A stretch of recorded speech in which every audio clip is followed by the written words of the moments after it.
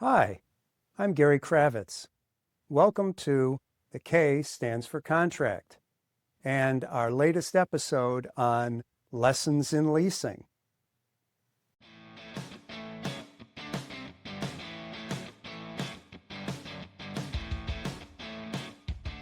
So I walked into a restaurant over the summer to grab a quick dinner with my wife. The restaurant was so hot it felt like a sauna. It was actually cooler outside in the summer. I mentioned it to the guy at the counter, who turned out to be the owner. He told me the AC unit had died, and he was in a fight with the landlord over who had to pay for it.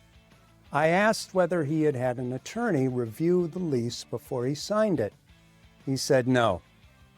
At that point, I knew with 90% certainty that he was about to buy a very expensive air conditioning unit.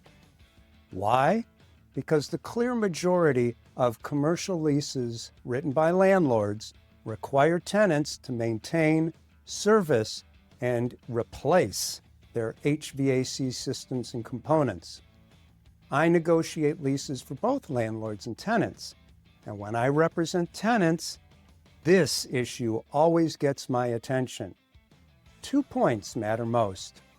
First, always inspect the HVAC unit before signing the lease. Have a qualified contractor get on the roof and evaluate its condition.